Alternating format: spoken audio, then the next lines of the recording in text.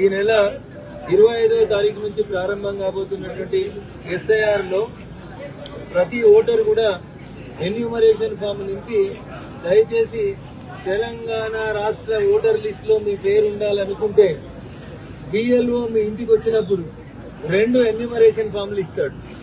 ఒక ఫామ్ నింపి బిఎల్ఓకి ఇవ్వండి లేదా బిఎల్ఏకి ఇవ్వండి, ఇంకొక ఫామ్ ని మీరు సాక్ష్యం కింద మీ దగ్గర ఉంచుకోండి. కొన్ని పార్టీలు కావాలని ఒక వర్గం ప్రజల ఓట్లను తీసేస్తామని దుర్మార్గమైనటువంటి ప్రచారం చేస్తా ఉన్నారు. వీళ్ళందరికీ కూడా అర్థం కావాల్సింది ఏంటంటే దేశంలో 11వసారి ఎస్ఐఆర్ జరుగుతా ఉంది. లాస్ట్ ఎస్ఐఆర్ ఎప్పుడు జరిగిందంటే 2002లో చివరిసారి ఈ దేశంలో ఎస్ఐఆర్ జరిగింది. అప్పుడు ప్రధానమంత్రి వాజ్పేయి గారు ఎస్ఐఆర్ చేసిండ్రు. 2004లో జరిగిన ఎన్నికల్లో కాంగ్రెస్ పార్టీ అధికారంలోకి వచ్చింది. 11వసారి ఇప్పుడు దేశంలో ఎస్ఐఆర్ జరగబోతా ఉంది. ఎస్ఐఆర్ లో బిఎల్ఓ ఎవరైతే ఇంటింటికి వస్తాడో ఆ బిఎల్ఓ రాష్ట్ర ప్రభుత్వ ఉద్యోగి మాత్రమే ఉంటాడు. ఎస్ఐఆర్ కి భారతీయ జనతా పార్టీకి సంబంధం లేదు. కాంగ్రెస్ పాలిత కర్ణాటకలో కూడా ఎస్ఐఆర్ జరుగుతుంది. మొన్నటిదాకా ముఖ్యమంత్రి ఉన్న సిద్దరామయ్య గారు గాని, ఇప్పుడు ముఖ్యమంత్రి అయిన శివకుమార్ గాని ఎస్ఐఆర్ ని వ్యతిరేకించట్లేదు. బిఎల్ఓల నియామకం జరిగింది. తమిళనాడులో స్టాలిన్ గారి ప్రభుత్వం బిఎల్ఓల నియామకం చేసింది. ఎస్ఐఆర్ పూర్తయింది. తమిళనాడులో ఎన్నికలు అయిపోయినాయి. విజయ్ గారు ముఖ్యమంత్రి అయినరు.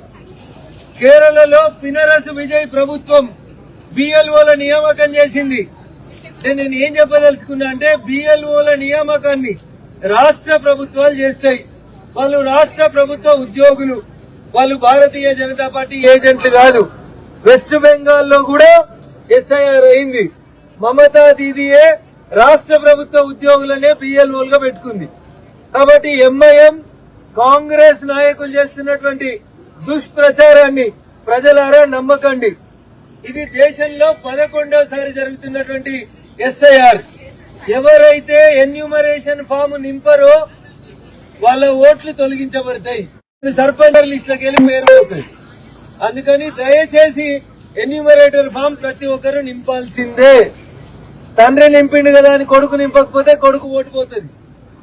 ఇంకొక విజ్ఞప్తి, కొంతమంది తమ పల్లెటూరులో ఓటు నింపి మళ్ళా సిద్దిపేటకో కరీంనగర్ కో హైదరాబాద్ కో వచ్చి 2వ ఓటు నింపి 2వ ఫామ్ ఇస్తే ఊర్లో ఓటు పోతుంది, పట్నంలో ఓటు కూడా పోతుంది. అందుకని ఎన్యూమరేషన్ ఫామ్ ఒకటే ఇవ్వాలి, ఒకటే దగ్గర మ్యాపింగ్ చేయించుకోవాలి. 2002 తర్వాత 2026లో 11వసారి ఎన్యూమరేషన్ జరుగుతుంది. 2002 నుంచి 2026 మధ్యలో చాలా మంది చనిపోయి ఉంటారు. చాలా మందికి 2 ఓట్లుంటాయి. నేను చెప్పినట్టు రామాయంపేటలో ఓటు ఉంటుంది, కొంపల్లిలో ఓటు ఉంటుంది. కొంతమంది ఉద్యోగ రీత్యా ట్రాన్స్ఫర్ అయి ఉంటారు. ఇట్లాంటి వాళ్ళు ఎక్కడుంటే అక్కడ ఒకటే ఎన్యూమరేషన్ ఫామ్ నింపుండ్రి. ఎస్ఐఆర్ కి భారతీయ జనతా పార్టీకి సంబంధం లేదు. భారత ఎన్నికల సంఘం ప్రతి 10 ఏళ్లకోసారి ఎస్ఐఆర్ చేయాలని చెప్పి భారత రాజ్యాంగం చెప్తుంది. కానీ దురదృష్టం, కరోనా ఇతరత్ర కారణాల చేత ఎస్ఐఆర్ జరగడానికి 24 సంవత్సరాల గ్యాప్ వచ్చింది. కాంగ్రెస్ ఎంఐఎం పార్టీల మాటలు నమ్మకండి. ముఖ్యమంత్రి బిఎల్ఓలను పెడతాడు. ఆయన బిఎల్ఓల మీద ఆయనకే నమ్మిక లేకపోతే మహేష్ కుమార్ గౌడ్ గారు ఆలోచించుకోవాలి.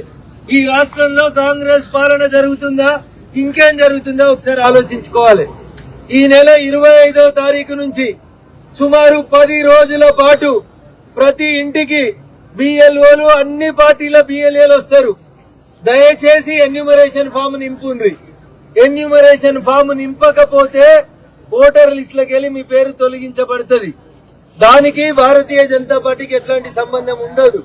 కాబట్టి దయచేసి అర్థం చేసుకుని భారత ఎన్నికల సంఘం చేస్తున్నటువంటి పనికి అందరూ సహకరించాలి. కాంగ్రెస్ మోసపూరిత మాటలు, ఎంఐఎం నయవంచనకి ఎవరు కూడా ప్రలోభాలకు నమ్మొద్దని చెప్పి ఈ సందర్భంగా తెలంగాణ రాష్ట్ర ఓటర్ మహాశైలకి సవినయంగా అప్పీల్ చేస్తా ఉన్నాం. Thank you.